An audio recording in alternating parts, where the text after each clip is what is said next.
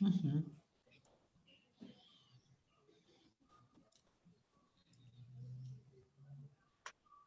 Hola, buenas tardes, compañeros. Realmente es un gusto estar todos juntos de nuevo. Esta es nuestra reunión semanal del espacio intersindical.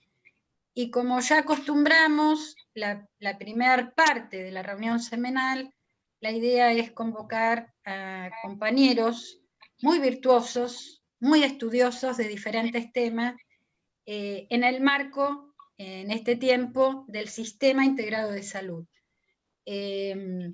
Uno de los temas que más preocupa en nuestro país es que hay un alto porcentaje de gasto en medicamentos. Yo no me voy a explayar porque estos compañeros que tenemos hoy realmente son un lujo y lo vamos a aprovechar.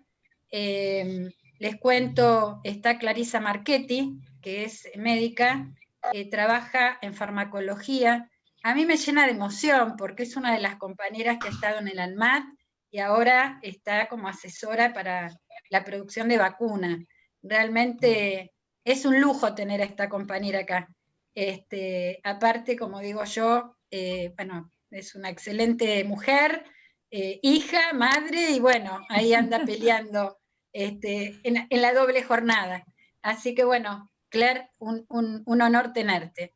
Y después también tenemos a otro compañero muy querido, muy guerrero, que está haciendo un trabajo contracultural, contrahegemónico, para poder organizar a los profesionales farmacéuticos desde otro lugar. Y Rubén Sajem es un referente histórico de todo lo que tenga que ver con la política de medicamentos, con mucha base, digamos, en esto del Sistema Nacional Integrado de Salud, pero aparte, y lo quiero decir, que no es un compañero que está organizando un colegio de profesionales, sino lo que quiere hacer es una organización sindical.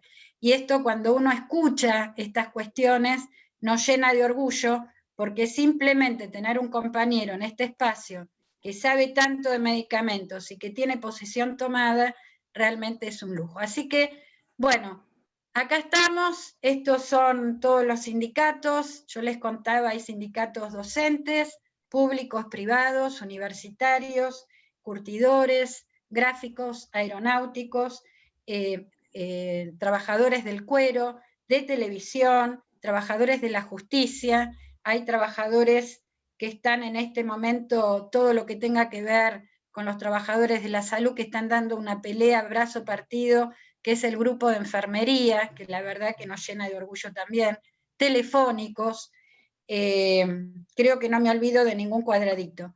Así que bueno, para nosotros es un gusto, nos vamos a silenciar y es todo de ustedes. Gracias.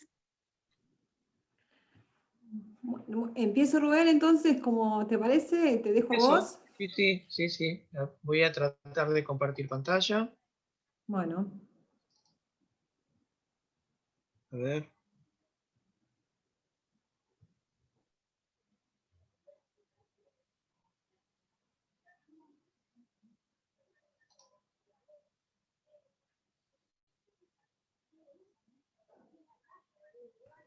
Abajo a la izquierda tenés para poner, me parece, a la derecha. Donde dice abajo, al lado del 50, podés tocar el último icono y te vas a tener, abajo de todo, mira, a la derecha. Ahí, un poquito a la izquierda, al lado del 50 hay un icono, un poquito más, no, el de la punta a la derecha, ese. No, el otro, el de la derecha, Rubén, a ese. El de la copita, ahí está. Bueno, gracias, Clary. Muchas gracias, Lilian, por la presentación. Gracias por estar acá, escuchando esto que tenemos para decirles. Medicamentos como bien social o como bien de mercado. Vamos a empezar diciendo que nosotros tenemos una posición tomada. Partimos de una premisa que los medicamentos son bienes sociales. Esto implica que el acceso a los medicamentos tiene que estar disponible en la medida y en la oportunidad adecuadas. Es un derecho. Y si la salud es un derecho universal que implica el derecho a la medicación, implica una responsabilidad indelegable del Estado, y ahora vamos a ver por qué decimos indelegable. Vamos a hacer una rápida recorrido por lo que son la situación con los precios de los medicamentos ambulatorios, porque si hablamos de bien de mercado tenemos que ver qué está pasando con los precios y la comercialización de los medicamentos para que los plantean desde este punto de vista. Cuando decimos medicamentos ambulatorios, decimos los medicamentos que la gente los usa por su cuenta, que son para tratamientos de enfermedades crónicas. Y lo decimos así para diferenciarlo, lo que vamos a hablar después, que son específicamente los de alto precio, ¿no? ¿Qué está pasando con los medicamentos de alto precio? De ambulatorios. Quiero sacar esto, me está molestando. ¿Se escucha bien, Lilian? Perfecto, bueno. Acá tenemos lo que es cómo fue variando el precio de los medicamentos ambulatorios, medicamentos muy comunes, medicamentos para el tratamiento de la hipertensión arterial, de la diabetes, analgésicos, para enfermedades tiroideas, durante los años 2016 y 2019. Fíjense lo que fue a partir del 2017. Fíjense que esta curva azul, la de arriba, que es el precio de los medicamentos, se empieza a despegar de esta curva más gris, que es el precio de la inflación a nivel general. Cuando los laboratorios en el año 2017 empiezan a percibir que el Estado se retira de lo que es la regulación, empiezan a subir los precios. Y esto lo medimos nosotros desde nuestros centros profesionales, pero la verdad que no hay un organismo que se haya ocupado de hacer esta medición y este control. Esta línea que está abajo son los salarios y las jubilaciones, la línea amarilla y la roja.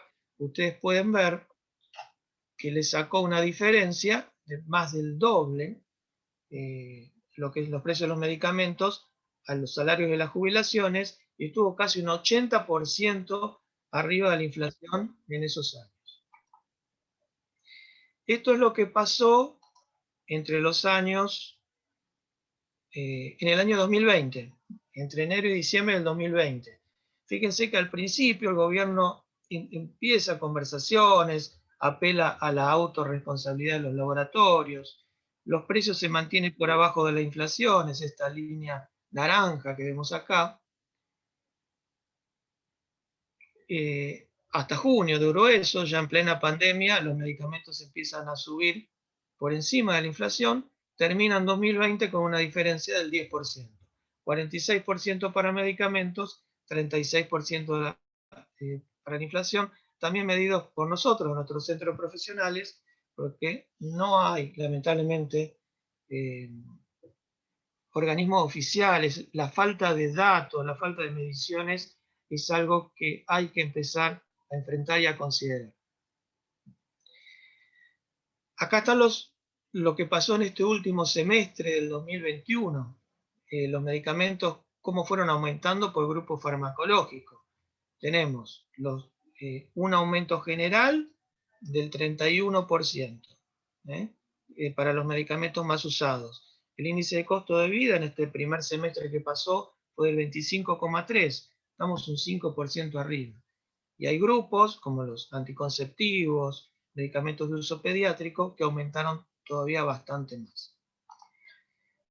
Desde el inicio de este gobierno hasta hoy tenemos una inflación acumulada hasta junio del 61%, medicamentos que aumentaron un 77%. Estamos entre un 15 y un 16% arriba de la inflación, que es mucho en este año y medio. Acá están los gráficos de la comparación de los 10 medicamentos más usados comparados con el índice de precios al consumidor. Los de arriba son los medicamentos porque aumentan más que la inflación.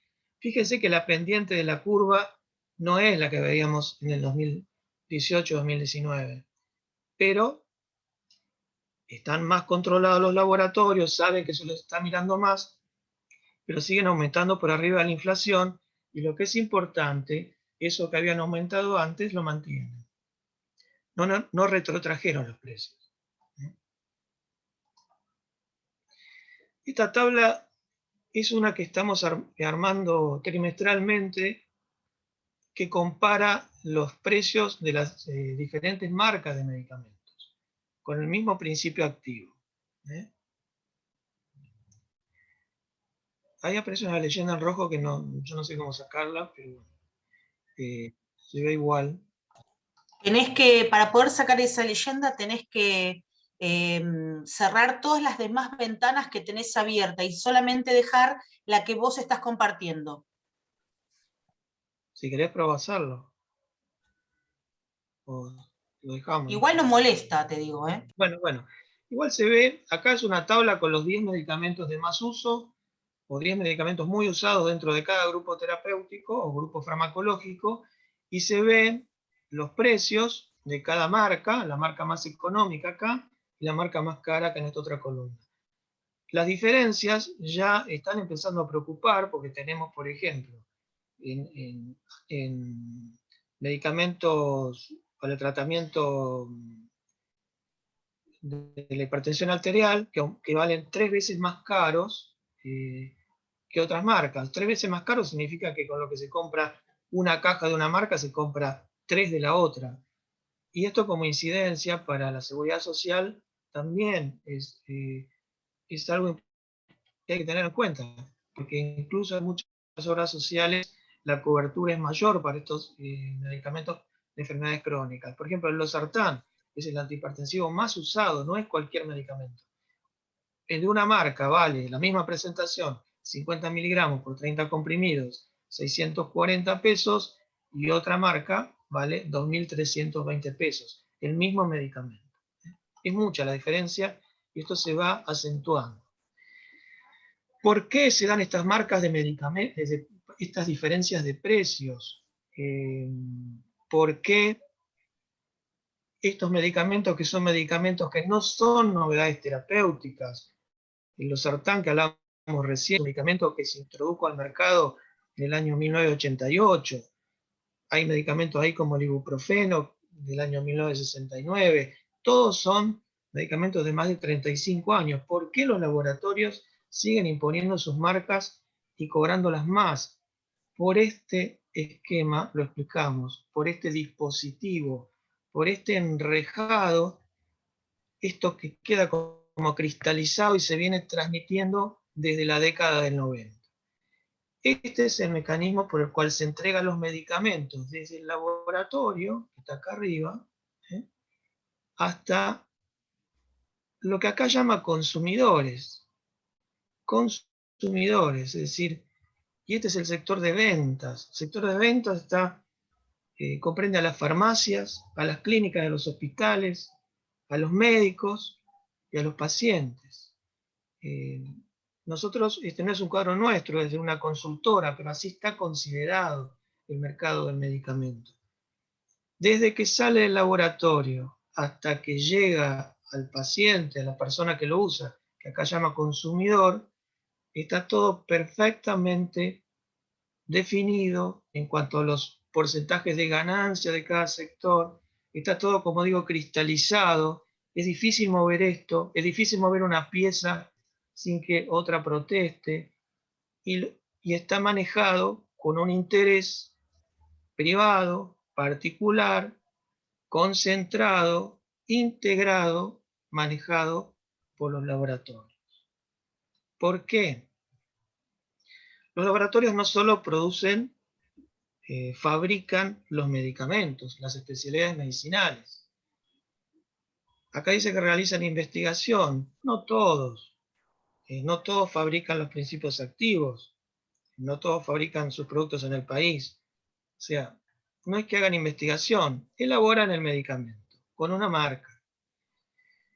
Ese medicamento lo distribuyen a través de distribuidoras. estos laboratorios, que son 110 grandes laboratorios, de los cuales 93 son nacionales y 17 son de capital extranjero, estos 110 laboratorios están integrados en 4 grandes distribuidoras estratégicas.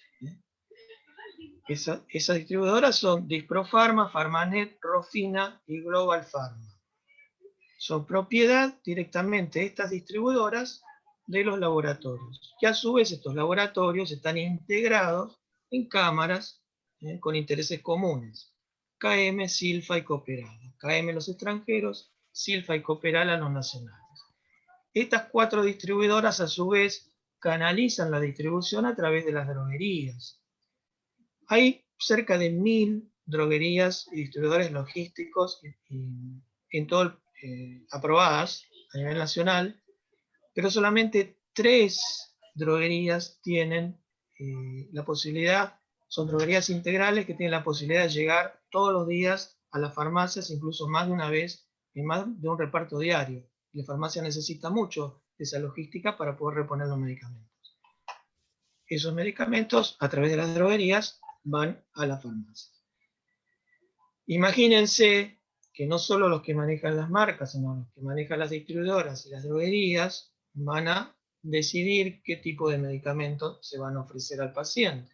Si a algún laboratorio se le ocurriera tener su propia política de precios, tener su propia política de medicamentos, y quisiera introducir sus medicamentos, debería tener sus propias distribuidoras, sus propias droguerías y su propia logística, lo que le sería prácticamente imposible llegar a este sector que ellos llaman de ventas. Digamos de paso que los más de 30 laboratorios de producción pública no integran este sistema. Ya sabemos que los laboratorios de producción pública, que son más de 30 a nivel nacional, no entregan sus medicamentos a través de la seguridad social, de las obras sociales, de las prepagas que están por. Este cuadro me quiero detener un poco más y mostrarles algunas cosas porque es importante. Acá ellos hablan del sector financiador. El sector financiador es el sector pagador, el que paga, el que mueve todo este sistema con su dinero. Son las obras sociales, las cerca de 400 obras sociales entre nacionales, provinciales y de regímenes especiales, las 400 obras sociales que llegan al 62% de la población, incluyendo el PAMI, más de 27 millones de personas, estas obras sociales pagadoras que están acá, las empresas de medicina prepaga, con sus afiliados que nunca se transparentan cuántos son, pero son muchos, otros mecanismos de financiación del Estado, como Plan Remediar, RT, etc. Todo este sector que ellos llaman el pagador tiene que hacer convenios con este otro sector de las farmacias, de los médicos, de las clínicas, de los mismos laboratorios para que entreguen sus productos. ¿Y cómo se hacen estos acuerdos, estos convenios? A través de 2 mandatarios. 2 mandatarias. Solamente 2 mandatarias son las que actúan como agentes de gestión de todo este dispositivo, los que realizan las auditorías, los que realizan los controles de los convenios. Esas mandatarias son Pharmalink y Preservar. Esas 2 mandatarias, no es que la obra social o la prepaga pueda elegir cuál le toca, le imponen una, porque esas 2 mandatarias, en su sociedad accionaria, está demostrado que están dominadas, manejadas por los laboratorios. El Estado está acá abajo, el Estado, la nación, provincias, municipios, la ANMAT, acá abajo del cuadro, solamente hace una regulación sanitaria, pero no interviene en Argentina el Estado en la parte financiera ni económica de este proceso, salvo en líneas generales a través de la superintendencia, pero no en cuanto a los convenios en sí. La publicidad también ve que la manejan los laboratorios a través de los agentes de propaganda médica para sus propios productos. Bueno, como digo, este cuadro no es nuestro, sino es un cuadro clásico hecho por una consultora. Esto es con los medicamentos ambulatorios, con los medicamentos tradicionales, podemos decir. Han aparecido los nuevos medicamentos en los últimos tiempos, los medicamentos que se llaman de alto costo, de alto precio, que ya no necesitan de todo este dispositivo, porque están protegidos por patentes y en muchos casos elaborados por un solo laboratorio. Las estrategias fue pasar de los medicamentos de síntesis química, paracetamol, aspirina, enalapril, por ejemplo la aspirina, un medicamento de 21 átomos, medicamentos que ya eran elaborados, tenían todos los laboratorios prácticamente con alguna complejidad, tenían posibilidad de elaborar estos medicamentos de síntesis químicas, porque se realizan por combinación química, son muy pocos átomos. Podrían también elaborar genéricos, químicamente iguales al medicamento original, innovador. Son los que se usan para tratamientos ambulatorios, como dije recién, pero se han incorporado los medicamentos biológicos. Por ejemplo, un anticuerpo monoclonal.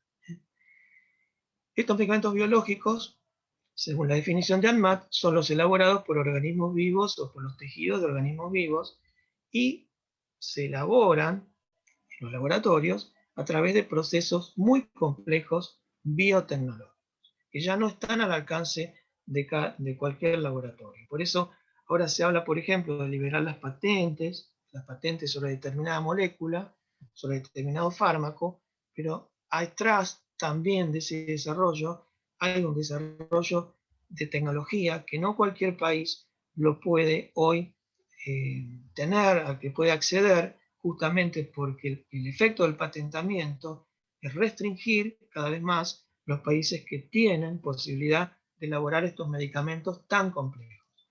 Acá tienen las moléculas. Esta acá chiquita arriba es la aspirina con sus 21 átomos. Esto acá, un laboratorio hoy la puede sintetizar, se utilizó en el año 1897, en el siglo XIX.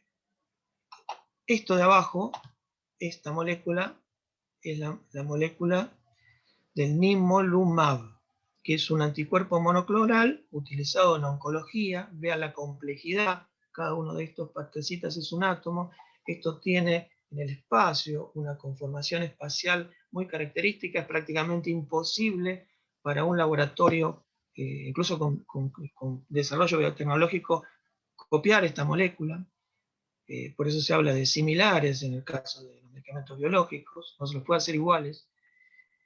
Y para darles una idea de los efectos de esto y adelantarnos algo, este nivolumab representa el 5% del gasto hoy del PAMI en lo que es tratamiento de alto costo y oncología. Cada ampolla sale 70.000 pesos y el PAMI gasta 98 millones de pesos por mes en nivolumab. 1.300 unidades nada más. Los medicamentos biológicos vienen conociéndose desde hace tiempo. Las vacunas es un medicamento biológico, antígenos, hormonas, etc. O sea, no es algo nuevo el medicamento biológico en sí. Dejo la placa para la grabación, pero no vamos a repasar toda la placa, ¿no? Acá tienen una síntesis cronológica, bueno, desde el descubrimiento de las vacunas. Pero ¿qué pasa? Yo acá les marqué, el año 1975 empieza a producirse los primeros anticuerpos monoclonales por ingeniería genética. Empieza a desarrollarse esta nueva característica, estos nuevos procesos de desarrollo, de investigación y desarrollo de medicamentos, que es la biotecnología, ¿no? La FDA empieza a aprobar buenos medicamentos.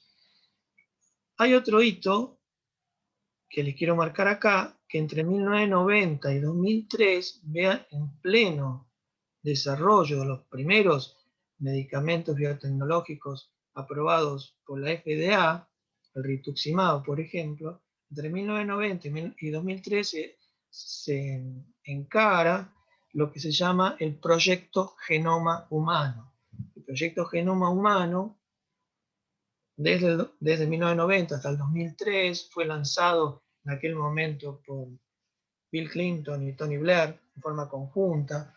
Se invirtió en forma inicial se metieron 3.000 millones de dólares en este proyecto, después fue mucho más la inversión, participaron principalmente Estados Unidos, el Reino Unido, Canadá, Nueva Zelanda, España. ¿Qué hace el proyecto Genoma Humano? Establece, como dice ahí, la cartografía genética, el mapa genético de la especie humana. Esto desde el punto de vista científico es algo admirable, a lo que ya se podía acceder, es que se pueden empezar a proponer terapias génicas, sobre todo para enfermedades hereditarias, enfermedades que no habían sido, que no se medicamentos de síntesis químicas, insertando directamente genes o produciendo a través del ARN mensajero, mismo que se usa hoy para las vacunas, induciendo la producción de una proteína para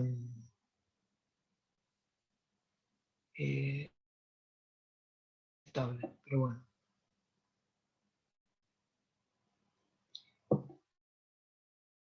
Algún faltante de alguna proteína, la actividad de los genes.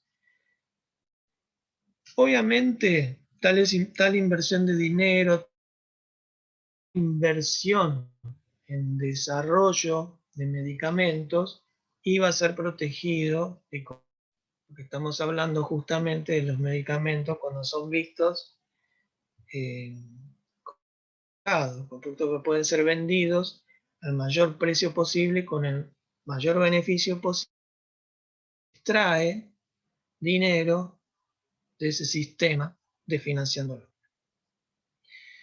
Primero se empieza a presionar a los países a través del GATT. El GATT era un acuerdo general sobre aranceles aduaneros y comercio, pero esto eran reglas que se establecían en el comercio entre las naciones. Una nación podía castigar a otra. ¿Qué pasa? En el año 1994 ya se acuerda el ADPIC o TRIPS, que es la sigla en inglés, que ya es un acuerdo que tienen que realizar los países que son parte de la Organización Mundial de Comercio para respetar los derechos de propiedad intelectual. En una de las primeras cosas que se pensó es en los medicamentos, obviamente. Lamentablemente, apenas se firma el ADPIC o TRIP, la Argentina rápidamente reconoce las patentes farmacéuticas en el mismo año 1994, a instancia de Domingo Cavallo y el gobierno de esa época. Por suerte, un grupo de diputados, yo me acuerdo de esa época el diputado Rollero, otros diputados en las cámaras que trataron de impedir que este patentamiento se entrara en vigencia de inmediato y se le diera un tiempo a la tan poderosa industria nacional que teníamos en ese momento para empezar a acomodarse a esta nueva legislación. Se establece un periodo de espera para los nuevos medicamentos, bueno, pero en definitiva se establece, Argentina firma, reconoce las patentes en 1994, India, por ejemplo, como dice ahí abajo, recién en el año 2005 reconoce las patentes.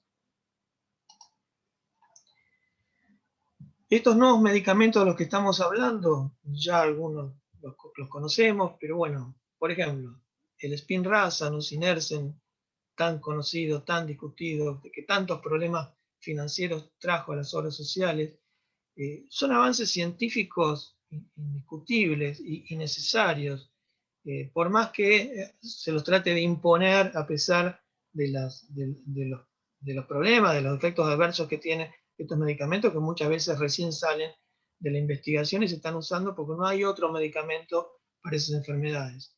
Pero dicen que cada descubrimiento de uno de estos medicamentos es una buena noticia y una mala noticia.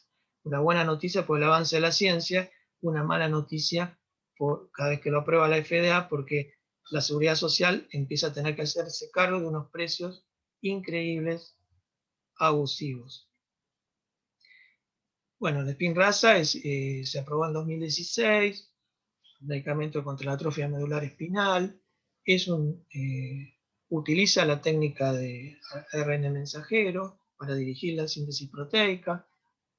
Para comentarles un poquito, posee una porción de material genético que activa un gen que hace que el cuerpo produzca esta enzima. ¿Para qué les digo esto? Estos medicamentos lo que se busca es que curen. No son paliativos, restablecen la función del ácido nucleico. Y siempre sale uno nuevo, por ejemplo en este caso el Zolgensma, que es también para el AME, pero que ya no es que activa un gen adjunto, sino que directamente reemplaza el gen factante. Entonces, van mejorando los medicamentos, pero digo que son buenas noticias. Adulem, laboratorio Biogen, este que está acá abajo, se aprobó por FDA en junio del 2021, ahora nomás para el Alzheimer. Se aprobó por un tránsito rápido, por la vía acelerada. ¿Por qué? Porque no hay medicamentos para el Alzheimer. Pero bueno, acá están los problemas. Los problemas de estos medicamentos son los precios. Sofosbuvir, el Sovaldi, contra hepatitis C, que también trajo tantas discusiones en su momento en Europa, después en Argentina. 2014 aprobado por la FDA, 2015 en ANMAT, $84.000. El tratamiento, Spinraza, que les mencioné recién, fíjense cómo va bajando el precio, $125.000 cuando sale al mercado, $27.000 en Argentina en el 2021. ¿Por qué pasó esto? Porque se lo incluyeron en lo que se llama el Programa Nacional de Seguimiento de Tecnologías Sanitarias Tuteladas. Por suerte, el Estado empezó a intervenir desde el año pasado a través de esto que esta comisión, la CONETEC, Comisión Nacional de Evaluación de Tecnologías Sanitarias, que va a evaluar la efectividad real y la relación también precio-utilidad de estos medicamentos de tan alto precio. El medicamento para el Alzheimer está acá abajo, se dice que va a salir $2 millones el tratamiento completo, no se sabe todavía cuánto lo van a cobrar. Los laboratorios tienen una polinómica que dice cuánto país, en la misma fórmula está implícito cuánto puede pagar cada país. Los precios de los medicamentos, de estos nuevos medicamentos, no están en un manual farmacéutico como los que vimos primero, los medicamentos de síntesis química. El precio se acuerda con cada obra social, con cada interesado, y si hay un fallo judicial, va a ser más caro. Rápidamente, para tener no sé cómo estoy de tiempo, Lilian, pero bueno, termino. Para que tengan una idea de cuánto factura la industria farmacéutica, que es algo que muchas veces no se conoce, la industria farmacéutica india factura en general $24 billones, son 24.000 millones de dólares, ¿sí? La India se ha mantenido respetuosa con respecto de algunas regulaciones del comercio internacional porque tiene acuerdos por genéricos con laboratorios como Novartis, Pfizer, Sanofi, es decir, elabora genéricos para esos laboratorios. Rusia es el país que más dudas plantea para los laboratorios que quieren hacer acuerdos comerciales, tiene sus propias políticas. Y Argentina, en general, los laboratorios nacionales facturan $2.000 millones al año. Compárenlo con los 24.000 de la India, ¿no? Lo que se llama la Big, habíamos dicho 20.000 de la India, 20.000 millones los de la India, comparen con lo que es la Big Pharma.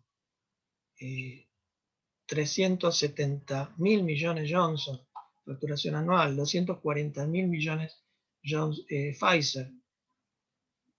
Acá está lo que se están dedicando ahora a la derecha de los laboratorios. Comparen estos 240.000 millones que factura Pfizer con los 600 millones apenas que factura nuestro laboratorio más grande, que es Remes. Con esto le digo que los que manejan el mercado y los que manejan las posibilidades de desarrollo biotecnológico son estos laboratorios. ¿Cuál es el costo de la investigación y desarrollo de los nuevos medicamentos? Nadie lo sabe. Se habla de entre 1.000 y 10.000 millones de dólares. Acá les dejo lo del Sovaldi y los datos de la imagen. Se lo pagó, dicen, 11.000 millones. Lo compró Gilead en el primer semestre, el primer año ya había sacado ya había recuperado todo lo que pagó. Ya para ir terminando, PAMI hoy, ¿cuánto gasta en estos medicamentos de alto costo, de alto precio? Lo llamamos de alto precio, porque no sabemos los costos. 1,4 de los pacientes que tienen PAMI con tratamientos oncológicos le cuestan 1.200 millones de pesos por mes al PAMI. Hay 20 medicamentos que representan el 50% de los 2.100 millones que gasta en PAMI en oncología y tratamientos especiales. Estos 2.100 millones que gasta en PAMI en oncología son más o menos la mitad de lo que gasta en todos los otros medicamentos esenciales. Acá están las 20 moléculas que representan para el PAMI la mayoría de su gasto en oncología y tratamientos especiales. Lo que tiene la línea en azul son los que están siendo seguidos por la CONETEC. Los medicamentos esenciales son 557 según la OMS. En Argentina hay más de 20.000 formas farmacéuticas, de las que algunas se venden mucho más que otras. Hay mucho presupuesto destinado a medicamentos en Argentina, entre el 25 y el 30%. 30% de las internaciones están relacionadas con el mal uso de medicamentos. Según la OMS, 50% de los medicamentos se usan mal, se prescriben mal, la gente los usa mal, la prescripción es inadecuada porque falta un diagnóstico preciso.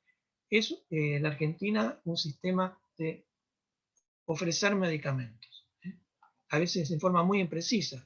Por eso, de estos 50 que se usan mal, según la OMS, en Argentina, según un análisis del Hospital El Cruce, en 2018, el 63% de los medicamentos no se usan correctamente.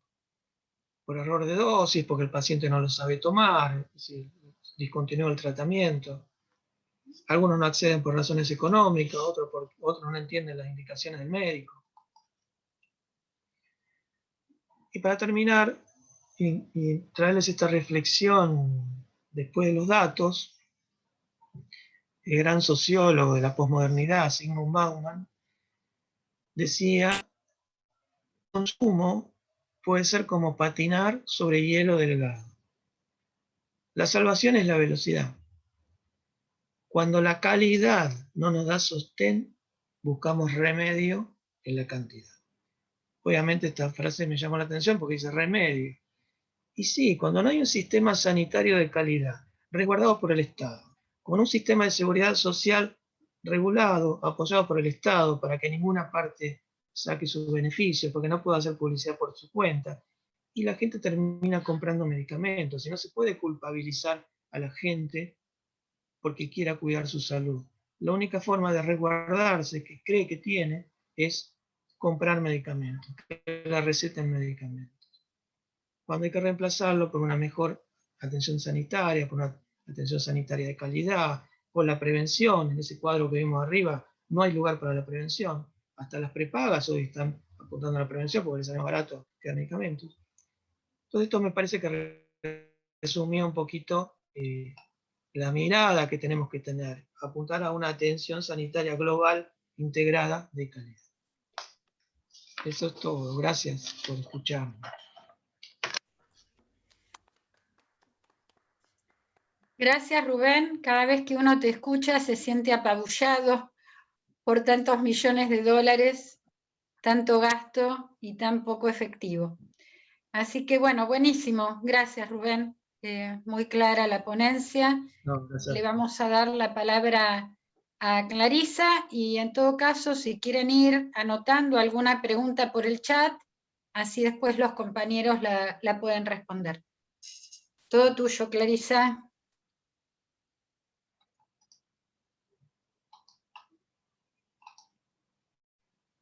¿Me escuchan bien? Sí. Bueno, bárbaro. Bueno, gracias Lili, buenísimo Rubén, siempre aprendo un montón escuchándote, así que hay cosas que me anoté yo también. Así que bueno, la idea de la charla que yo estuve hablando con Lili era un poquito hablarles de un medicamento como un bien social, pero una charla, digamos, de dónde viene el medicamento y por qué sale tanto ese precio de medicamento, medicamentos de alto costo, como le dicen en la industria, y como le decimos nosotros, medicamentos de alto precio. Para entender este recorrido, va a ser larga la presentación, con muchas diapositivas, pero la voy a hacer rápida para que les quede el material y ustedes después se lo pueden pedir a Lili, yo les mando el PDF para que lo puedan tener.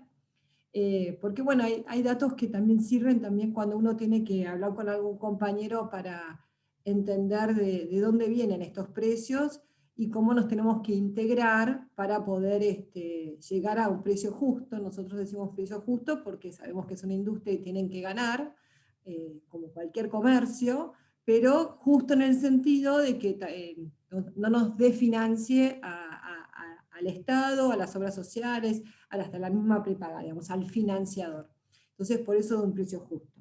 Pero para entender eso y para podernos unir y hacer una política de Estado, tenemos que entender el recorrido siempre de dónde venimos.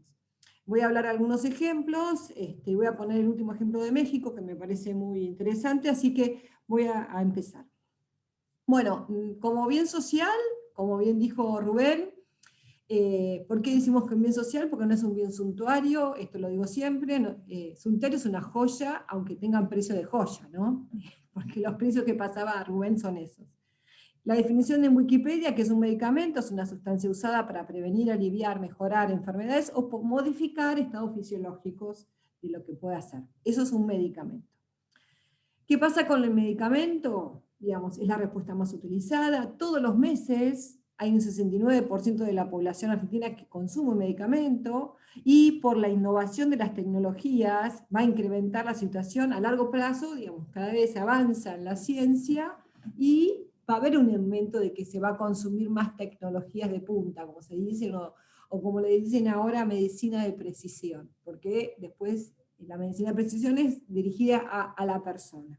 Entonces, con ese aumento de tecnologías, aumento de precios, es donde nosotros tenemos que decir, bueno, es un bien social, no es un bien suntuario, por eso tiene que estar regulado y tenemos que entender de dónde viene. El gasto creció porque también hay medicamentos que entran por uso compasivo, algunas obras sociales ustedes tendrán, el RAEM, que es medicamentos que no están todavía registrados en la Argentina y entran por uso compasivo y no hay un precio en nada, lo trae la droguería internacional y hay que pagarlo porque generalmente, como decimos ahí, están judicializados con un amparo y bueno, pero bueno, hay que comprarlo porque el juez lo dice. Esos amparos, como bien decía Rubén, son más o menos 20 enfermedades que se llaman EPOF en la Argentina y en el mundo se llaman enfermedades raras, enfermedades poco frecuentes, que tienen estos medicamentos, que la industria lo que hizo es ponerles un nicho y los cobra como los que mostraba recién Rubén, porque como son pocos pacientes, para la atrofia muscular espinal en la Argentina, dicen que hay 300, 400 pacientes, entonces el nusinerse le ponen ese precio, porque después vino el de Novartis, el Amgen, que cura, y dicen que sale 2 millones, entonces nosotros ¿qué? 400 pacientes son 800 millones de dólares. Entonces, bueno, esos son los pacientes, las enfermedades poco frecuentes. Los costos de los medicamentos, como bien decía Rubén, no hay un precio de referencia. ¿Por qué? Porque bien mostró Rubén que había las diferentes marcas, de 300 a 2000 y pico, digamos, 3 veces el valor de un medicamento. No hay una intervención del Estado para saber, nosotros dentro de una obra social, cómo estamos pagando el precio que nuestro afiliado está consumiendo en la farmacia. Porque obviamente donde uno desintegra, reinarás, y esto se forman carteles, como bien habló toda la cadena de distribución de las mandatarias, de las droguerías, hacen porque no solamente tienen visitadores médicos, sino tienen visitadores de farmacia en la industria. Entonces, eso hace que haya esta disparidad de precios de los medicamentos en la parte ambulatoria. ¿Y ¿por qué yo pongo esto acá? Y a Rubén dijo, bueno, son más o menos 250 laboratorios, de los cuales muchos son nacionales, como las cámaras, CIRFA, Coopredala, Capgen, KM, las multinacionales, lo único que hacen es traer los importados. Pero nosotros tenemos un desarrollo nuestro y tenemos también, donde yo trabajo, está ahí la foto, es el Instituto Biológico acá, en La Plata, para los platenses es el antirrábico. En este instituto se producía la vacuna antirrábica, vacunas para la BCG, digamos, hay una apuesta de la gobernación de Axel de ir por más, digamos, de hacer una inversión importante y no solamente proveer para la provincia de Buenos Aires, sino para las 24 jurisdicciones. Esta ley de la LAP fue en la gestión anterior, en la gestión de Cristina, donde se está ahora intentando, porque después vino la gestión de la gestión anterior que desintegró todo, y con una visión de soberanía científica y soberanía sanitaria. ¿Qué significa esto? Que nuestros científicos del CONICET, de nuestras universidades públicas, sean los innovadores de esas moléculas y que nosotros podamos tener, digamos, yo no estoy de acuerdo con las patentes, pero bueno, si hay que patentar, que por lo menos sea una patente pública o una patente argentina, ¿no? Que nosotros como patente podamos controlar un poco el precio, porque si no nos pasa lo como mostraba Rubén con el Sofosbuvir, que digamos fue comprado y después la disparidad porque el dueño pone el precio. Entonces, por eso es tan importante, aparte, convengamos que una fuerza laboral de 28.000 personas es importante, tenemos que apoyar a nuestra industria. Pero, y en ese apoyo también apoyamos dentro de nuestra gestión, la asociación público-privada, porque hay cosas que lo público no puede hacer y podemos complementarlo con lo privado. Y entonces, ¿cómo es esto? Digamos, vuelvo a repetir un poquito lo que dijo Rubén. Nuestra Argentina está destacada con esta producción de laboratorios nacionales, Reimers, Bagó, Rafo, bueno, todos los que ustedes si están en la farmacia conocen, y es un elemento, pero ahí está el eslabón último, que es la farmacia, que hay más o menos 16.329 farmacias, y donde se produce la venta. Esperen que me estoy quedando sin batería. ¿Y por qué pongo ahí Banco de Precios Nacionales? Porque, digamos, en esa cadena de distribución, con esas dos mandatarias, son las que deciden un poco todos los precios. Pero si nosotros tuviéramos, disculpen que estoy enchufando, disculpen, acá estoy. Si nosotros tuviéramos los bancos de precios nacionales inteligentes, donde se podrían hacer compras centralizadas, esas disparidades de columnas que mostraba Rubén no estarían. Entonces, podríamos tener ya un precio de referencia. ¿Qué pasa con nosotros? Que lamentablemente la pandemia, ya veníamos mal de la pandemia macrista, los problemas de acceso han hecho que muchos vayan de la seguridad social, pasen a la seguridad pública, y bueno, y aumente el gasto de bolsillo, y esto hace que también las personas no se cuiden, porque las personas tienen que elegir qué medicamento tomar o qué medicamento comprar, y empiezan a espaciar el antihipertensivo, y empiezan a espaciar, dice, bueno, vete a tomar 4, tomo 2, y entonces me dura 2 meses, digamos. Digamos, los médicos los vemos que a veces, y no, porque no me alcanza, y bueno, es lo mismo.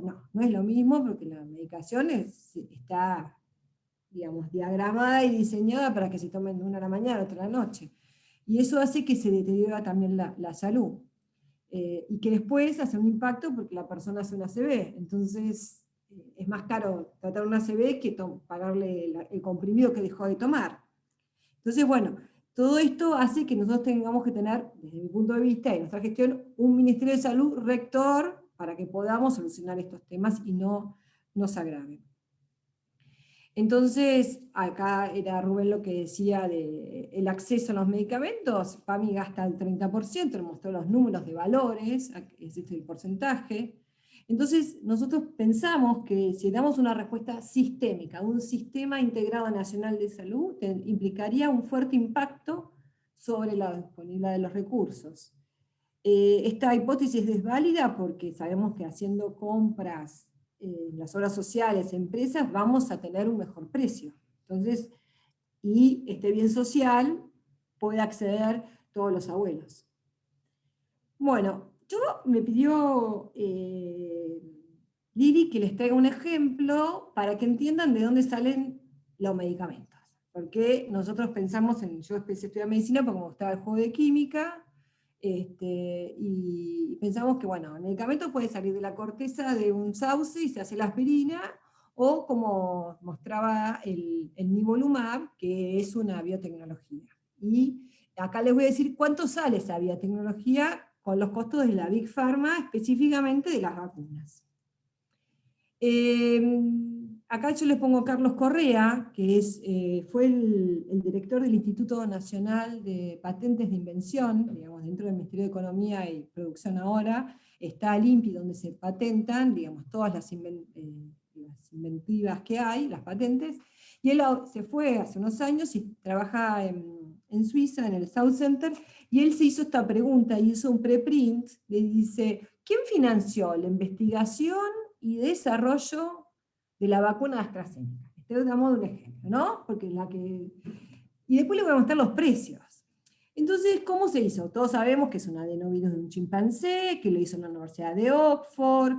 ¿Por qué? Porque ya venían, todas son plataformas que ya venían haciendo vacunas y luego quisieron cambiar la proteína del virus, el spike, que algunos se me habrán escuchado, y de esa manera hicieron esa. Gamaleya había hecho la vacuna contra, ¿cómo se llama la del África? Bueno, no sé cuál era, bueno, había hecho la vacuna, después me voy a acordar. Pero bueno, son plataformas que vienen haciendo vacunas, le cambian y por eso se pudo ir tan rápido y permitió una rápida adaptación que podía inducir una respuesta inmune para el SARS-CoV-2 con una tecnología que ya venía, y muchas enfermedades se van a prevenir en el futuro, y esto hizo que llegamos a vacunas en el Reino Unido financiadas por el Reino Unido con la Comunidad Europea y algunas asociaciones benéficas. Y eso se llegó a esa vacuna con un 97%, y acá les muestro. Quiero que vean esto. Que acá dice, todas mis diapositivas tienen fuente. Acá es la BBC de Londres, Reino Unido, que dice, Who has founded the COVID vaccine? ¿Quién puso la plata? Government en azul, non-profit son las que no tienen, digamos, Bill Gates, esos que son organizaciones no gubernamentales que van sin fines de lucro, fundaciones, y el privado. Entonces, miren un poquito cuánto salió la de AstraZeneca, pusieron todo privado. La Moderna, digamos, comparemos estas dos, todo azul. ¿Y cuánto puso amarillo non-profit? ¿Cuánto sale la Moderna? $37, $25 el peso que más barato la vende. Entonces, el laboratorio, que no puso, disculpen la palabra, un sope, porque privado no hay nada acá. Tiene el precio más alto, puso todo, y este fue Trump, cuando dio a los $2.000 millones le da a Pfizer acá y en Moderna. AstraZeneca puso mucho privado, pero miren qué le pasa. Ven la flecha, ¿no, Lili? Del coso. $4. Estos $4 es non-profit. ¿Qué quiere decir non-profit? Es precio de costo. No sin ganancia. El profit es sin ganancia. Después la va a vender a $8. A ver si tengo la acá. Entonces, AstraZeneca, hasta que termine la pandemia, la vende a $4. Después que se termine la pandemia, que la OMS, y se la va a vender a $8. Entonces, con esto, digamos, vamos a ver otra más. A ver, tenemos acá la de Johnson & Johnson. Mitad y mitad, un poquito más privado. Johnson & Johnson, ¿cuánto sale? Más o menos $10. Y con esto termino este cuadro. ¿Por qué le hacen tanto guerra a la de AstraZeneca y cuántos? Digamos, yo enseño farmacovigilancia en la UBA, que son los efectos adversos, que tiene montones de efectos adversos porque es la más barata. Entonces no quieren que entre la vacuna, porque es la más barata. Quiero que entiendan, porque todo el mundo, no, tengo la AstraZeneca, estoy embarazada. No, son todas seguras, todas son aprobadas por las agencias, que son todas las agencias, están todo el día en contacto. Así que bueno, yo les traje esto para que ustedes vean un poco ¿Por qué salen estos medicamentos y dónde salen esos precios y las ganancias extraordinarias que tienen, por ejemplo, Moderna, ¿no? Todo, le dieron la plata y gana todo esto. Así que, a ver, esta, sigue. Entonces, Correa se sigue preguntando, dice, ¿por qué? Entonces, dice que la industria farmacéutica privada aportó un 2%, ¿no? Acá, How Founded de AstraZeneca, digamos. Esto está todo con las citas. Y como, entonces, estos 2% para las vacunas, que están los precios, no es que fue excepcional, es lo que habitualmente pasa, y por eso no tenemos transparencia de costos cuando se desarrolla un medicamento y las vacunas. Entonces, ¿qué decimos? Las patentes son necesarias para garantizar las ganancias de las compañías privadas y recuperen su inversión. ¿Pero qué inversión? Quiero que entiendan, ¿no? La inversión. Mazzucato es una economista que dice que, bueno, disculpen, que ella dice que, bueno, la verdad que la inversión, los fondos públicos, ponemos todas las universidades, el CONICET, yo pongo lo nuestro para que entendamos que las universidades de Estados Unidos, las de Inglaterra, las de Francia, también son donde va la industria, yo trabajo en la industria farmacéutica, y las multinacionales van a las industrias a levantar a ver qué están haciendo, porque ellos no investigan. Entonces tendría que ahí el Estado intervenir para que no después surjan estos precios. Entonces la inversión pública debería garantizar que los contribuyentes puedan acceder a nuevas tecnologías y no siendo patentadas por compañías privadas y después que sea privativo el acceso, ¿no?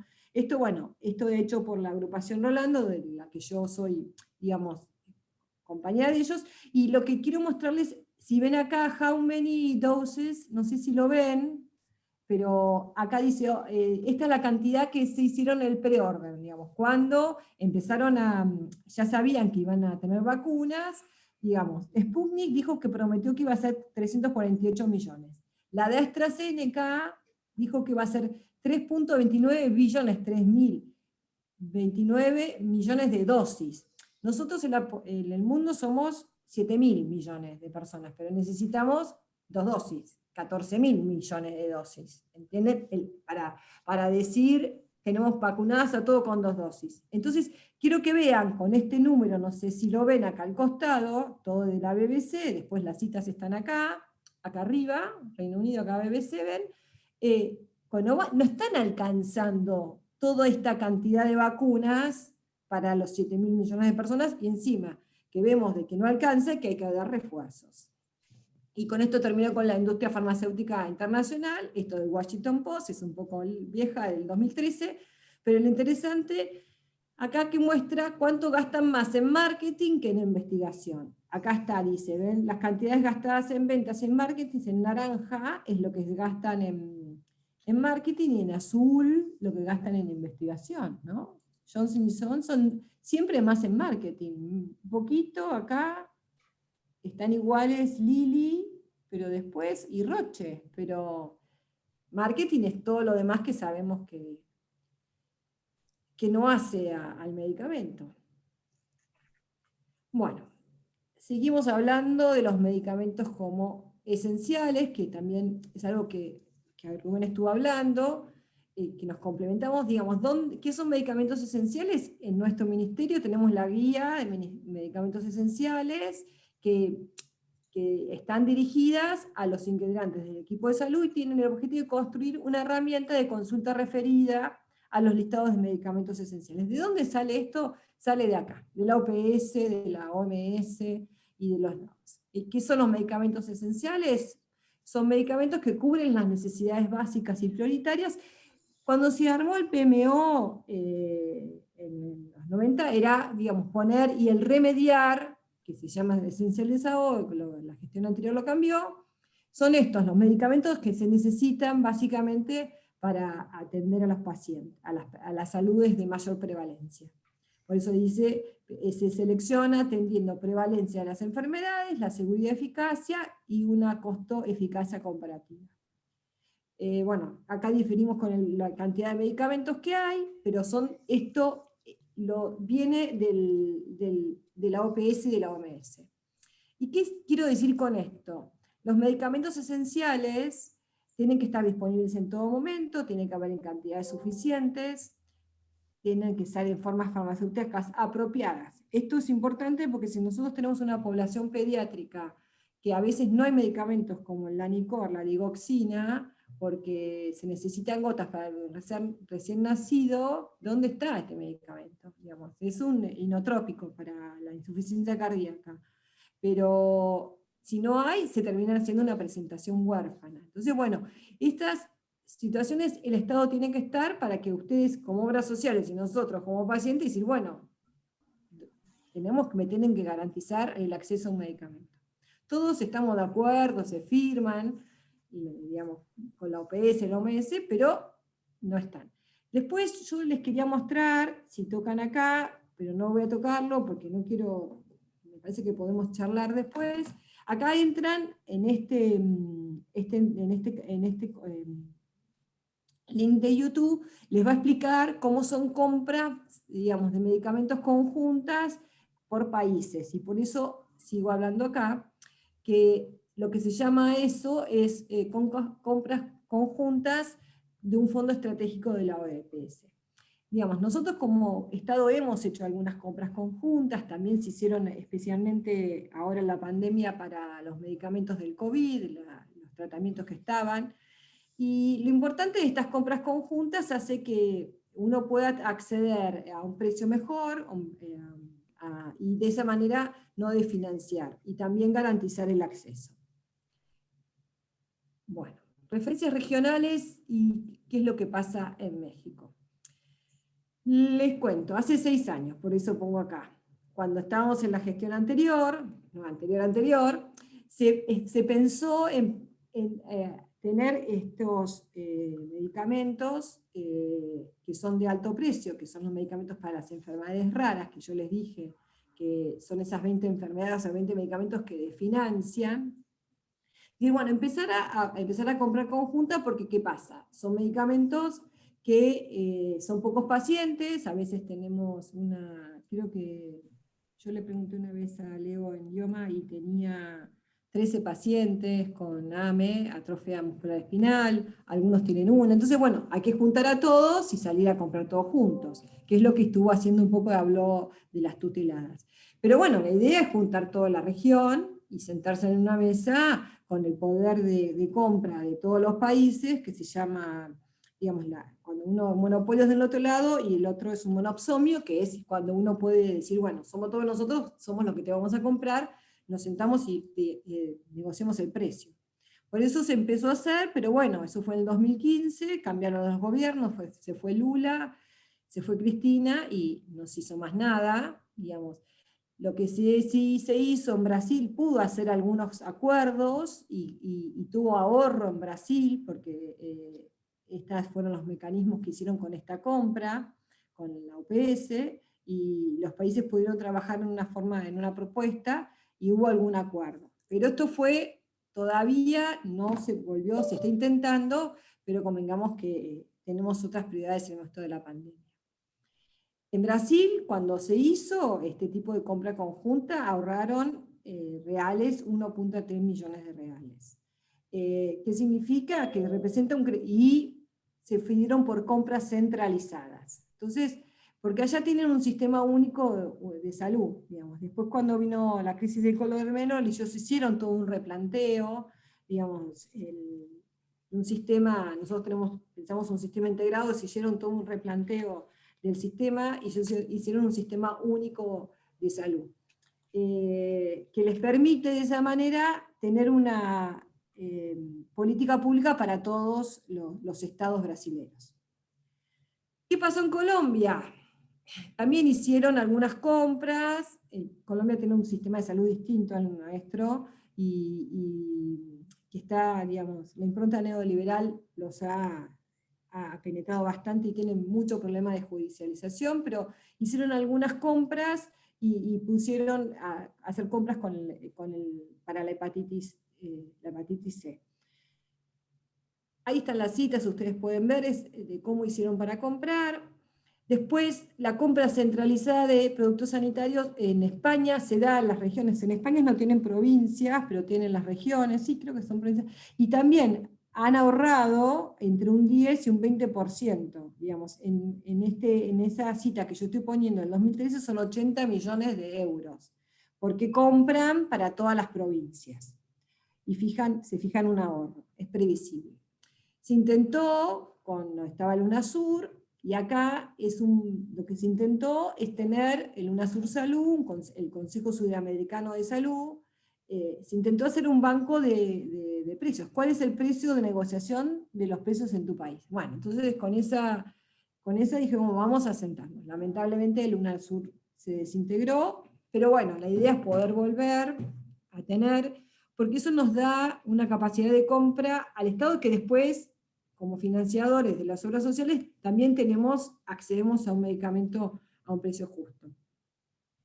Los medicamentos de alto precio, como le decimos nosotros, son para estas enfermedades raras, y ahí también decíamos bancos de precios regionales, porque para que poder comprar, si nosotros tenemos un paciente con atrofia muscular espinal, o un paciente tenemos varios que toman artritis reumatoidea, que son pacientes que son mayor prevalencia, pero tienen biológicos que son carísimos, decir, bueno, juntémonos para poder comprar medicamentos y tener la posibilidad de llegar a un precio justo. Entonces nosotros podemos decir una propuesta sustentable, es que decir, hacer una integración, digamos, diferentes mecanismos de compra, pueden ser licitaciones, compras en conjuntas, digamos, pero lo importante es poder negociar el precio, y que haya una comunicación entre los oferentes y los que demandan, que somos los financiadores. Y bueno, de esa manera tener un precio competitivo, como dicen ellos.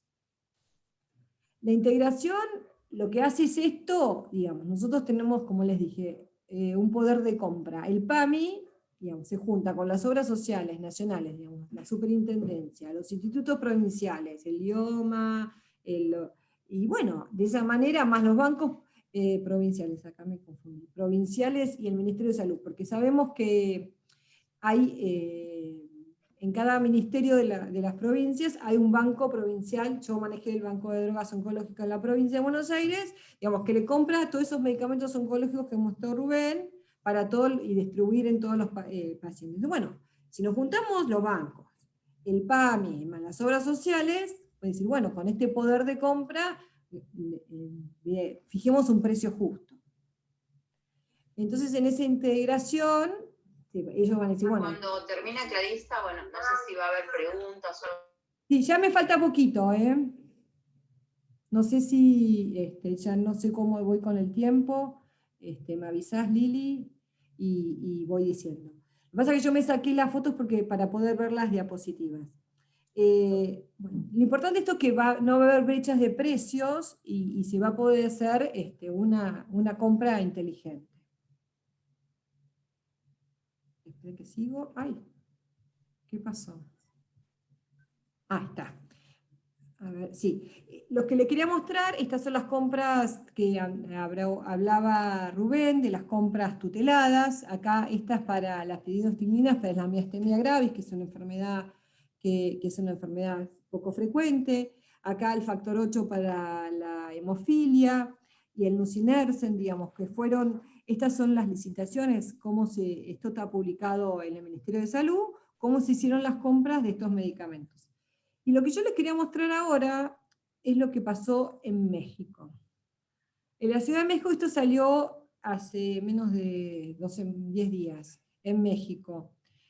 En México dice, estas son palabras de AMLO. AMLO es el presidente mexicano. Quebramos la mafia de la corrupción de medicinas, dice.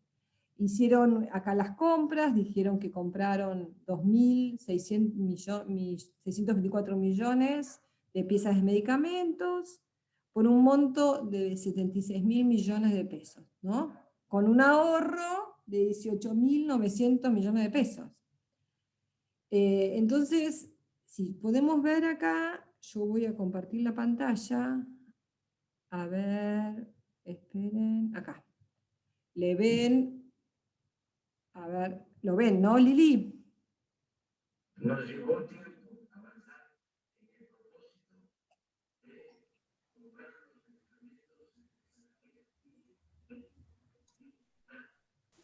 se escucha. Se escucha no se bajito. Ah.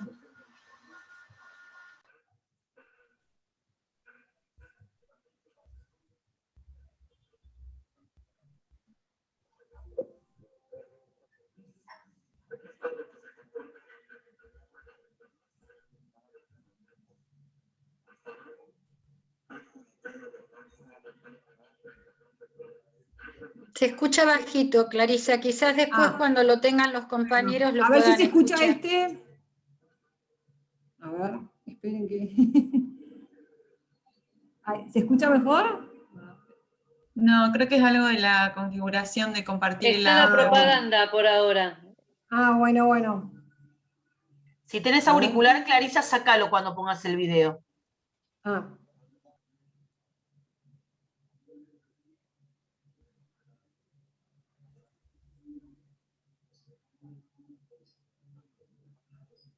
No, no se escucha. No se escucha, bueno.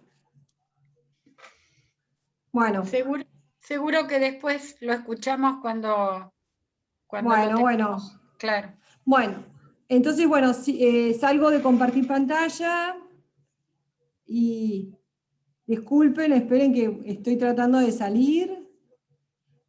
No sé cómo salir de la pantalla. Poné ver opciones y ahí poné dejar de compartir. Arriba de todo, Clary.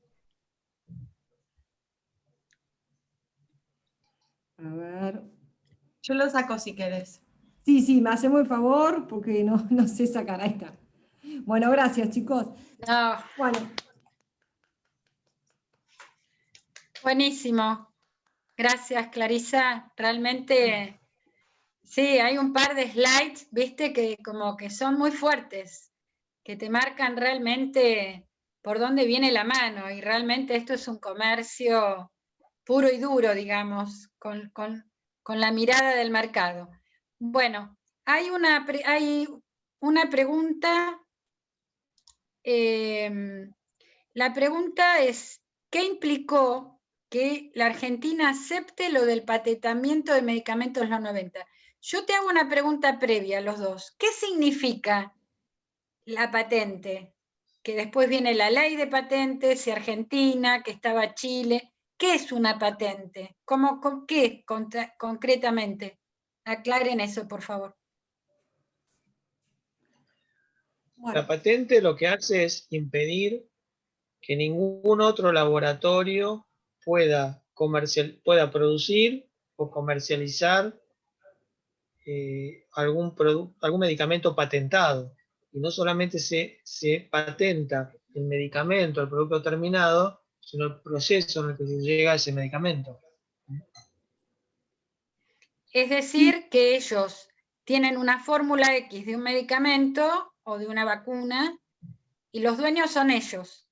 Sí, el que, digamos, por ejemplo, las agencias de patentamiento, cada país tiene, nosotros la nuestra se llama INPI, Instituto Nacional de Patentes e Invenciones, que están todas nucleadas en Suiza, digamos, donde están todas las patentes juntas, que está la OMS, pero nosotros hay como una clasificación, tiene que tener una inventiva para decir patentar, digamos, ¿no? Porque, por ejemplo, en la Argentina les voy a dar el omeprazol y ese omeprazol, el Nexium. Es la imagen especular, el antiónoro Sinstrans de la molécula. Acá en la Argentina no se pudo patentar porque nuestra ley de patentes es muy estricta, dice no, las sales, los polimorfos, no se pueden patentar. Entonces, no, porque si no le agregan una molécula y él hace el evergreening, que es esto del patentamiento siempre. Entonces, bueno, la patente hace eso, es una protección comercial. Cuando Sabin le dio a la gente de Gamaleya los informes para ver cómo era, Sabin no la patentó y Sal dijo, no voy a patentar el sol.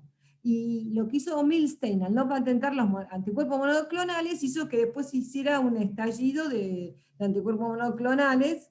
Entonces, Por eso son dos hitos que muestran que el patentamiento, una cosa que Alemania hacía las máquinas de fotos y los autos alemanes, que los japoneses le copiaron todo y los chinos después vinieron copiándose, por eso pusieron la patente. Pero bueno, una cosa es un auto, un teléfono, una zapatilla, que la copian igual, pero no un medicamento. Y aparte, dijiste algo que está la Organización Mundial Económica, digamos, comercial, está la OMC, no está la OMS, con lo cual ya te marca, digamos, una línea de ganancia. Bueno, acá Gustavo Raidé planteaba ¿qué implicó que la Argentina acepte lo del patentamiento de los medicamentos en los 90? Bueno, implicó justamente que reconociera que los laboratorios argentinos, a ver, Argentina tiene una diferencia con otros países de Latinoamérica sobre todo, que tiene una industria farmacéutica muy potente. Tenemos prácticamente posibilidad de autoabastecimiento en la producción de medicamentos.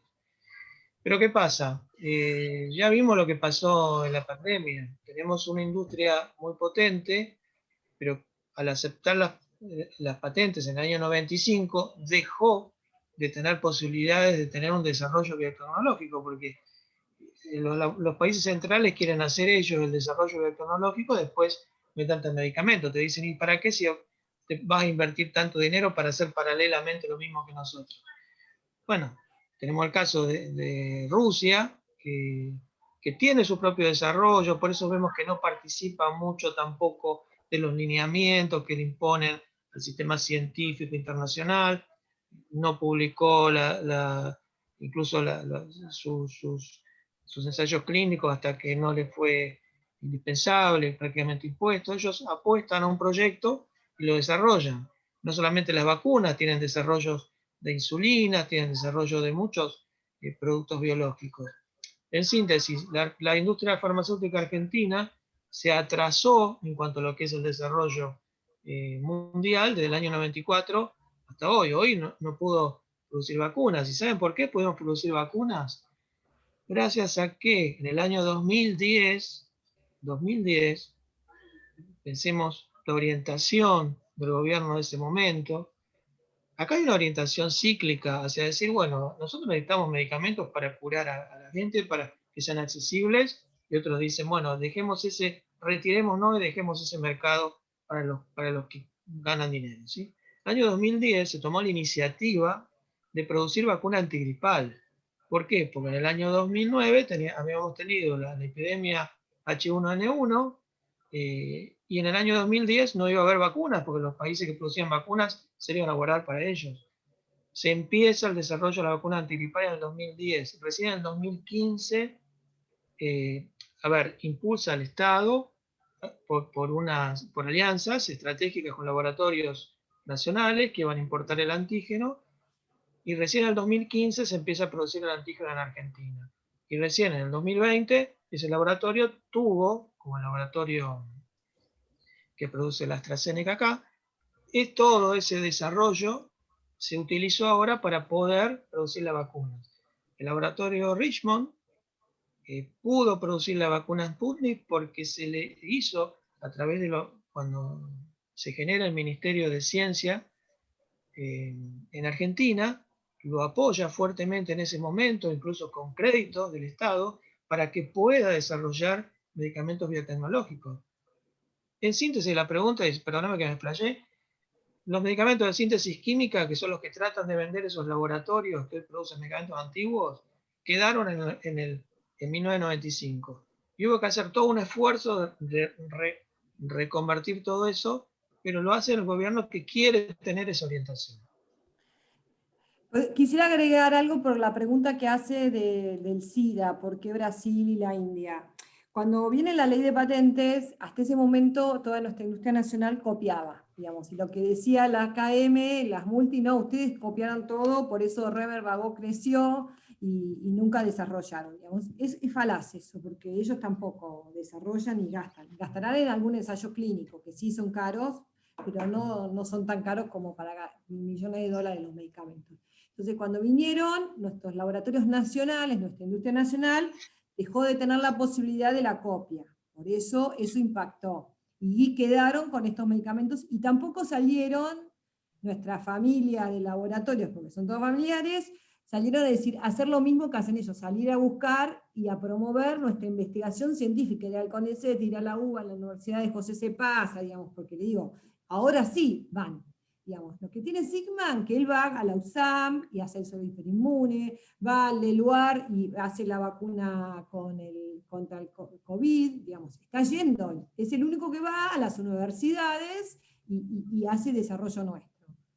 Pero también, desde mi punto de vista, el Estado, con sus laboratorios públicos, podría hacer lo mismo, y por eso dije de las patentes. Entonces, como bien dijiste, las patentes es producto de un programa neoliberal que hace que en la salud, y acá es un mercado inelástico, porque la salud siempre se necesita medicamentos. Digamos. Uno puede estar con la zapatilla rota, el auto mal arreglado, pero el medicamento siempre tiene que tomar. Entonces ellos vieron y dijeron, acá es donde más van a apuntar y es donde más se ponen. Porque sabemos que la industria de las armas es el que más dinero da, y después viene la industria farmacéutica, que son fondos de inversión. Es así, es la segunda o tercera después de la movida financiera, ¿no? Armas, farmacéutico y finanzas. Y una pregunta, entonces lo que ustedes nos dejan es que nuestro país perfectamente puede hacer una producción pública de la mayoría de los medicamentos.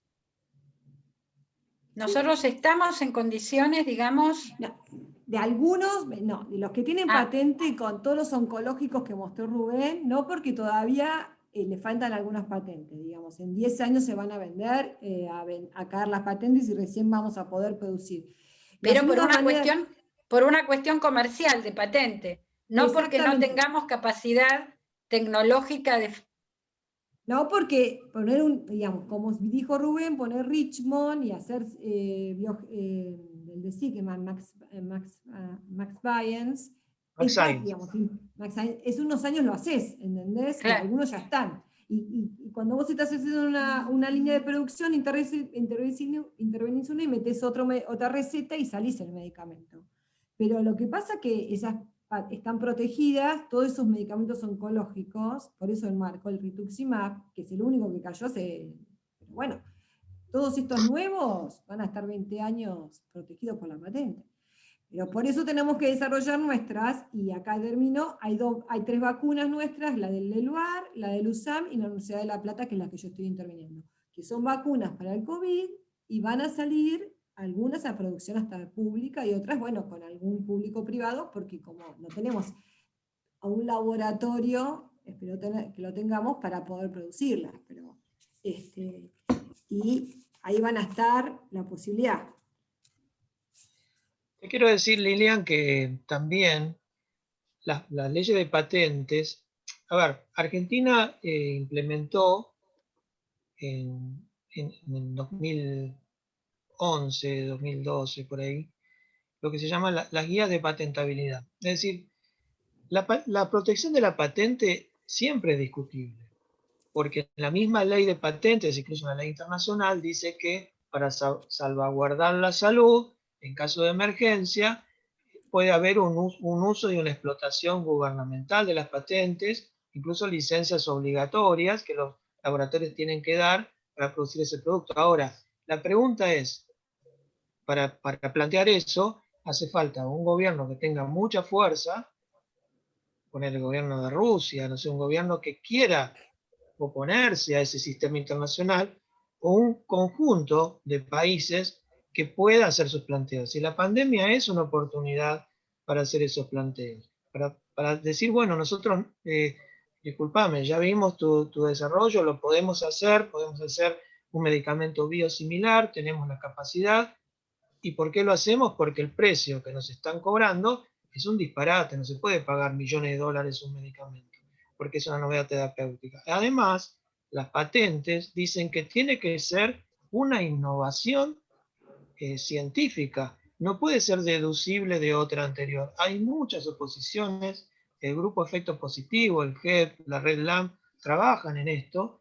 Lo que pasa es que tenés una base legal como para discutirlo, pero necesitas también una fuerza, un sustento, digamos, para poder también hacer estos planteos, ¿no? Sí, tener firme, digamos, como dice, tenemos el sustento técnico, tener digamos, el poder político de poder sostenerlo, porque si yo ya no sigo más, nos recordamos yo milito en el Patria, así que mi jefa es Cristina, disculpen chicos, pero no puedo dejar de evitarlo, cuando dice, digamos, ella le querían torcer la mano cuando le querían que los fondos buitre. Y acá lo mismo, hay que tener un poder muy fuerte, porque la industria farmacéutica tuerce la mano. Tenemos la década del 60, que Oñatibia puso una ley y a Ilia lo derrocaron la industria. Entonces, es un poder económico y hay que tener un poder político para poder enfrentar. Por eso tiene que estar fuerte para poder hacer esto. Acá Mora, la compañera de